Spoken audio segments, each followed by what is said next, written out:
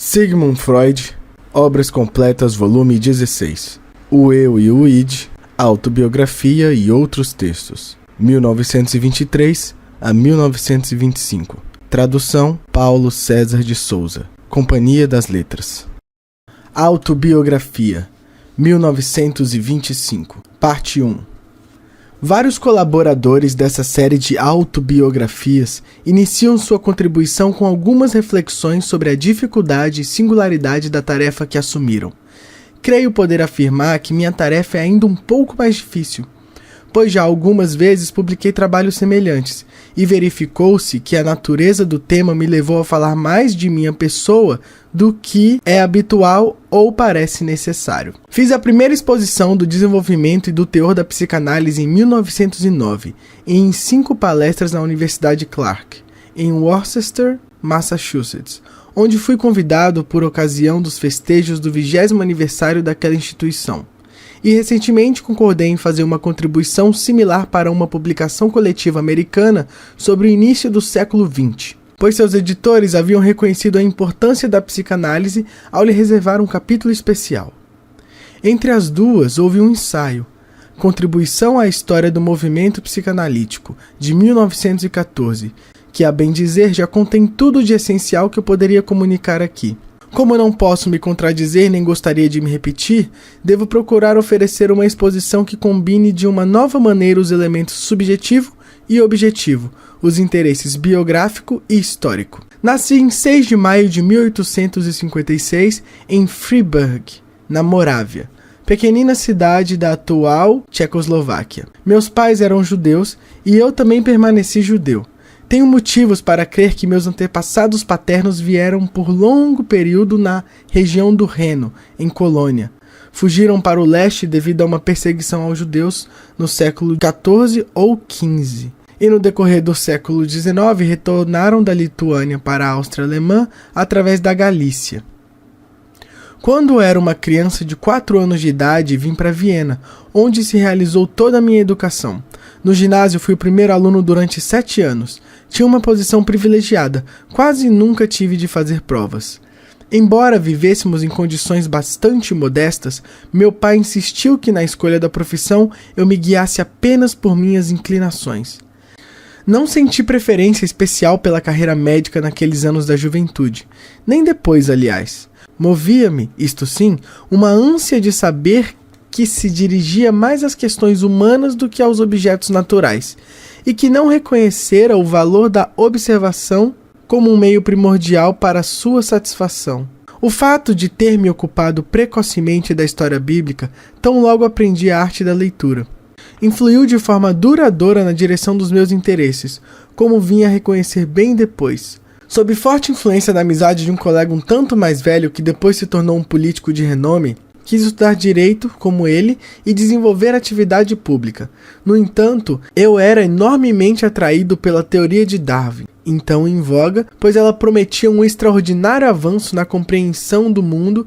Sei que a apresentação do belo ensaio de Goethe sobre a natureza, numa das populares conferências do professor Karl Breuer, pouco antes de eu concluir o curso, fez com que eu decidisse me matricular em medicina.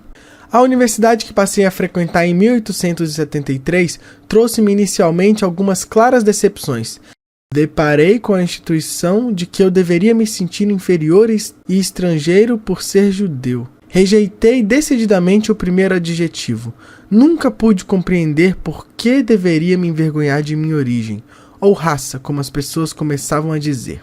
Quanto ao pertencimento à comunidade nacional, que me era negado, a ele abdiquei sem muito lamentar. Achava que para o indivíduo trabalhador sempre haveria um lugar nas fileiras da humanidade, mesmo sem aquela inclusão. Mas uma importante consequência dessas primeiras impressões da universidade foi que bastante cedo me familiarizei com a sina de estar na oposição e ser proscrito pela maioria compacta. Uma certa independência de espírito começou a se formar dessa maneira. Além disso, nos primeiros anos de universidade me dei conta de que a especificidade de minhas aptidões me vedava o êxito em várias disciplinas científicas em que o ardor juvenil me havia lançado. Então aprendi como é a verdadeira admoestação de Mefistófeles. É em vão que vagais pelas ciências, cada qual aprende somente o que pode aprender. No laboratório fisiológico de Ernest Brooke, encontrei enfim tranquilidade e plena satisfação, e também pessoas que pude respeitar e considerar modelos, o próprio Brooke e seus assistentes, Sigmund Exner e Ernest von Fleischmann-Marxow, dos quais o último, uma personalidade esplêndida, honrou-me inclusive com sua amizade. Brooke me encarregou de uma pesquisa no âmbito da histologia do sistema nervoso. Fui capaz de realizar para sua satisfação e depois prossegui por minha conta. Trabalhei neste instituto entre 1876 e 1882, com breves interrupções, e todos me consideravam destinado a preencher a primeira vaga de assistente que surgisse. As disciplinas propriamente médicas não me atraíam, com exceção da psiquiatria. Fiz os estudos de medicina de forma negligente e apenas em 1881, com certo atraso, portanto, recebi o título de doutor em ciências médicas. O movimento decisivo ocorreu em 1882, quando meu venerado mestre corrigiu a generosa leviandade de meu pai ao recomendar vivamente que, tendo em conta minha situação material, eu abandonasse a carreira teórica. Segui seu conselho, deixei o laboratório de fisiologia e entrei no Hospital Geral como aspirante. Lá fui promovido a secundar artes. Após algum tempo, servi em vários departamentos, passando mais de 6 meses com Meinert, cuja obra e cuja personalidade me haviam impressionado já quando eu era estudante. Em certo sentido, porém, permaneci fiel à primeira linha de trabalho. Brooke me havia proposto como objeto de pesquisa a medula espinhal de um dos peixes inferiores, a Moseotes petromizon. Nesse momento, passei ao sistema nervoso central humano. As descobertas de Flesch sobre a não simultaneidade da formação das bainhas de Milênia lançavam então uma viva luz sobre sua complicada estrutura fibrilar. Também, o fato de eu inicialmente eleger como objeto de estudo apenas a medula oblongata mostrava a continuidade de minha orientação.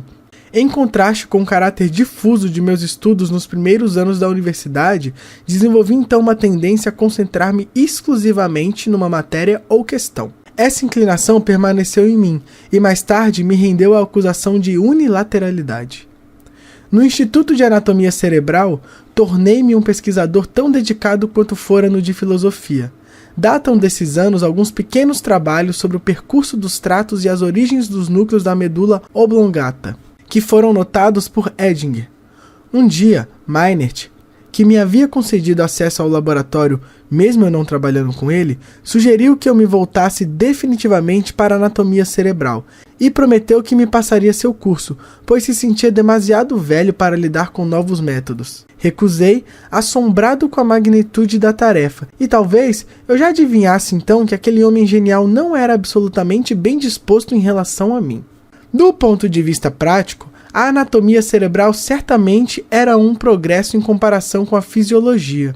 Levei em conta as necessidades materiais, iniciando o estudo das doenças nervosas. Essa especialidade não era muito cultivada em Viena.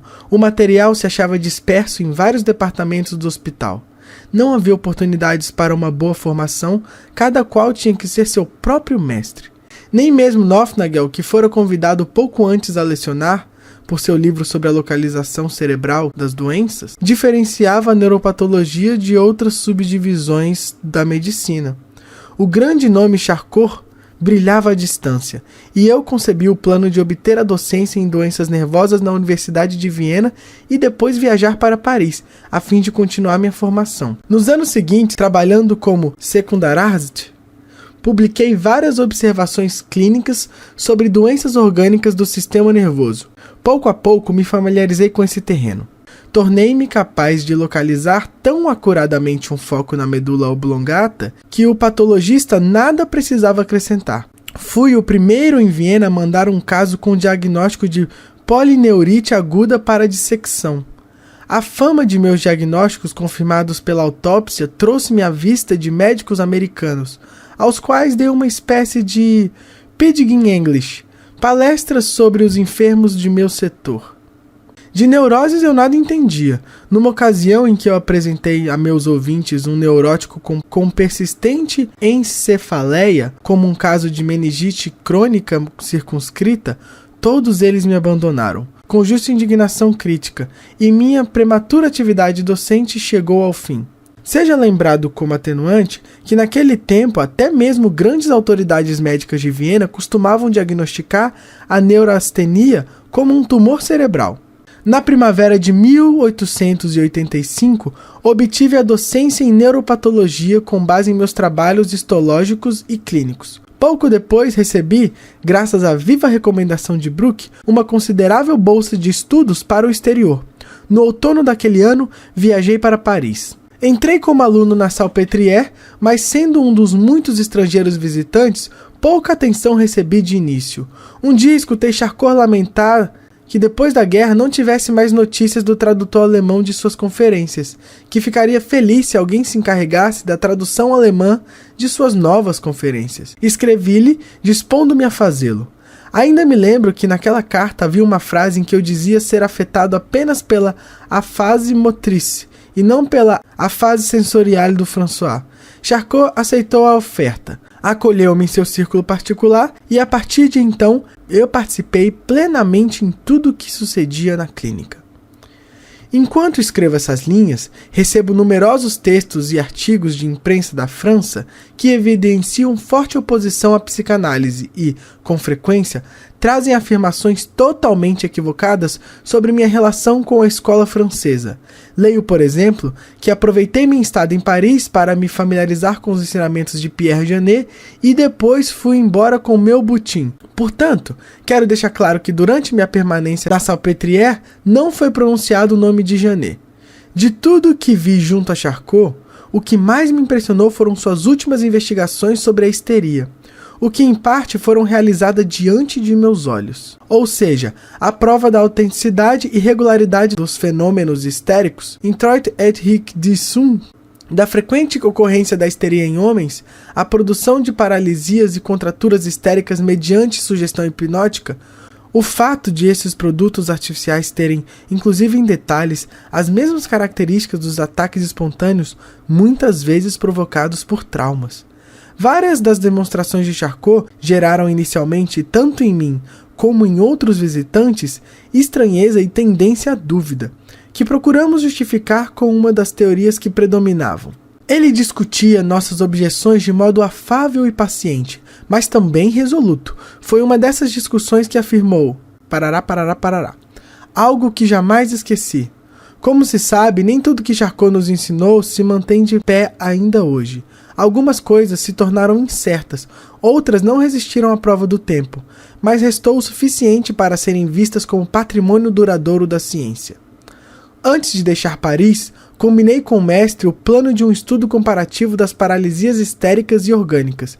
Eu queria provar a tese de que, na histeria, paralisias e anestesias de partes do corpo se delimitam de um modo que corresponde à representação comum, não anatômica, do ser humano. Ele concordou com o plano, mas não era difícil perceber que no fundo não tinha maior interesse em se aprofundar na psicologia da neurose. Afinal, ele vinha da anatomia patológica. Antes de regressar a Viena, me detive por algumas semanas em Berlim, para obter algum conhecimento sobre enfermidades gerais da infância. Kasselwitz, que dirigia uma instituição pública de pediatria em Viena, prometera criar para mim um departamento de doenças nervosas infantis. Em Berlim, tive boa acolhida e assistência por parte de Baginski. No curso dos anos seguintes, enquanto estava no Instituto de Kasselwitz, publiquei alguns trabalhos de considerável extensão sobre paralisias cerebrais unilaterais e bilaterais em crianças. Em consequência disso, mais tarde, em 1897, Noffengel me encarregou de tratar o mesmo tema em seu volumoso Manual de Terapia Geral e Especial. No outono de 1886, me estabeleci como médico em Viena e desposei a garota que havia mais de 4 anos esperava por mim numa cidade distante. Posso dizer, voltando um pouco atrás, que graças à minha noiva não me tornei famoso já quando era jovem. Em 1884, um interesse paralelo, mas profundo, tinha me levado a solicitar a Merck uma amostra de cocaína, alcaloide então pouco conhecido, para estudar seus efeitos fisiológicos. No meio desse trabalho, surgiu a oportunidade de uma viagem para rever minha noiva, que havia 2 anos eu não encontrava.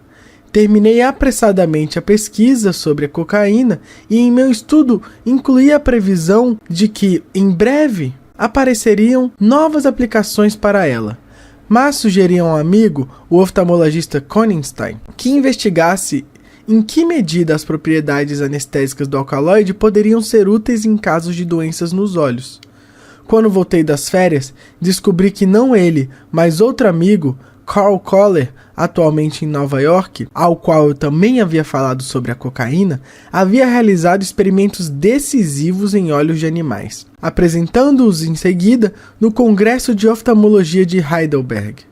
Koller é considerado, de maneira justa, o descobridor da anestesia local mediante cocaína, que se tornou tão importante nas pequenas cirurgias. Mas não guardei rancor da minha noiva por aquele estorvo. Volto ao momento em que me estabeleci como médico de nervos em Viena, em 1886. Eu tinha a obrigação de fazer, na Sociedade de Medicina, um relato acerca do que vira e aprendera com Charcot. No entanto, tive uma péssima acolhida. Autoridades como o presidente da sessão, o Dr. Bamberg, declararam ser incrível o que eu dizia. Meiner me instou a encontrar também em Viena e a apresentar à sociedade casos como os que eu descrevia. Procurei fazer isso, mas os Primarst, em cujos departamentos achei casos semelhantes, não me permitiram observá-los ou trabalhar com eles. Um deles, um velho cirurgião, logo exclamou: "Mas, caro colega, como pode o senhor falar tal absurdo? Hysterion significa útero. Como poderia um homem ser histérico?" Repliquei, em vão, que eu apenas necessitava dispor dos casos da doença, não da aprovação de meu diagnóstico. Finalmente encontrei, fora do hospital, um clássico de hemianestesia histérica num homem, que apresentei à sociedade. Dessa vez me aplaudiram, mas depois não me dedicaram maior interesse. Permaneceu intacta a impressão de que as grandes autoridades não admitiam minhas novidades. E, com a histeria masculina e a geração de paralisias histéricas através da sugestão, achei-me impelido à oposição. Quando, logo em seguida, foi-me interditado o laboratório de anatomia cerebral e durante o semestre não tive local onde pudesse dar conferência. Afastei-me da vida acadêmica e das reuniões dos colegas. Há alguns decênios, deixei de visitar a Sociedade de Medicina. Quando se tenciona viver do tratamento de doentes nervosos, naturalmente é preciso ser capaz de lhe prestar algum auxílio. Meu arsenal terapêutico incluía somente 2 armas, a eletroterapia e a hipnose, pois enviar o enfermo para um estabelecimento de hidroterapia após uma só consulta não representava uma fonte satisfatória de renda. Na eletroterapia, eu me fiei ao manual de W. Erb, que oferecia prescrições minuciosas para o tratamento de todos os sintomas das doenças nervosas. Infelizmente, logo tive de constatar que a obediência às prescrições em nada ajudava, que o que eu havia tomado como fruto de observações exatas era apenas uma construção da fantasia. A percepção de que a obra do principal nome da neuropatologia alemã não tinha maior relação com a realidade do que, digamos, um livro de sonhos egípcio, desse que são vendidos em nossas livrarias baratas, foi algo doloroso, mas contribuiu para minar um pouco mais a ingênua fé na autoridade de que eu ainda não estava inteiramente livre. Então pus de lado o aparelho elétrico, ainda antes que Mobius fizesse a libertadora afirmação de que os êxitos do tratamento elétrico de doentes nervosos são, quando ocorrem de fato, efeito da sugestão médica. Com o hipnotismo as coisas estavam melhores. Ainda quando era estudante, eu havia assistido uma apresentação pública do Magister Hansen e notara que um dos indivíduos do experimento fora tomado por uma palidez mortal ao entrar na rigidez cataléptica. E assim permaneceu enquanto durou esta condição. Isso fundamentou minha convicção da autenticidade dos fenômenos hipnóticos. Pouco depois, essa concepção teve Heidenreich, seu representante científico, o que não impediu os professores de psiquiatria, no entanto, de ainda por muito tempo afirmar que o hipnotismo era algo fraudulento e perigoso, olhando os hipnotizadores com desprezo. Em Paris, eu observava que o hipnotismo era usado sem problemas, como método para criar sintomas nos doentes e em seguida eliminá-los. Então chegou-nos a informação de que em Nancy surgira uma escola que empregava a sugestão para fins terapêuticos em larga medida, com ou sem hipnose, tendo ótimos resultados. Assim ocorreu naturalmente que nos primeiros anos de minha prática médica a sugestão hipnótica se tornasse o principal instrumento de trabalho, sem contar métodos psicoterapêuticos casuais e não sistemáticos. É verdade que isso implicou renunciar ao tratamento das doenças nervosas orgânicas, mas foi uma renúncia de pouca monta. Por um lado, a terapia desses estados não representava perspectivas favoráveis. Por outro lado, o número de enfermos desse tipo, na clientela particular do médico de uma grande cidade, era muito pequeno em comparação ao de neuróticos, que também pareciam multiplicar-se ao correr, sem melhoria, de um médico para outro. De resto, o trabalho com a hipnose era realmente sedutor. Pela primeira vez superávamos a sensação da própria impotência e a reputação de fazer milagres era bastante lisonjeira. As falhas desse procedimento eu descobriria depois. Naquele instante, havia apenas 2 motivos para a queixa. Primeiro, eu não conseguia hipnotizar todos os doentes. Segundo, não era possível pôr determinados pacientes em hipnose tão profunda como seria desejável. Para aperfeiçoar minha técnica de hipnose, no verão de 1889 fui para Nancy, onde passei várias semanas. Foi comovente presenciar o velho Liebaut em seu trabalho com as mulheres e crianças pobres da população operária. Testemunhei os assombrosos experimentos de Bernheim com seus pacientes de hospital e recebi fortes impressões sobre a possibilidade da existência de processos psíquicos poderosos que permanecem ocultos à consciência humana. Para fins de instrução, eu convencera uma de minhas pacientes a ir me encontrar em Nancy.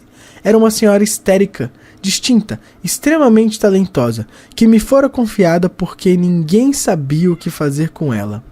Mediante a influência hipnótica, eu lhe havia possibilitado levar uma existência digna e repetidamente conseguia tirá-la da miséria do seu estado.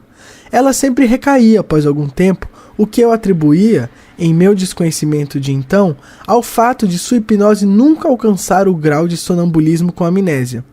O próprio Bernheim tentou várias vezes, mas também não conseguiu. Disse-me com toda franqueza que seus grandes sucessos terapêuticos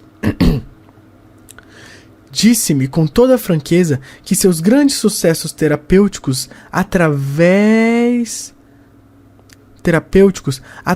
da sugestão eram obtidos apenas em seu consultório do hospital, não com a clientela particular. Tive muitas conversas estimulantes com ele e me encarreguei de traduzir para o alemão suas 2 obras no período entre 1886 e 1891. Pouco me dediquei ao trabalho científico e quase nada publiquei.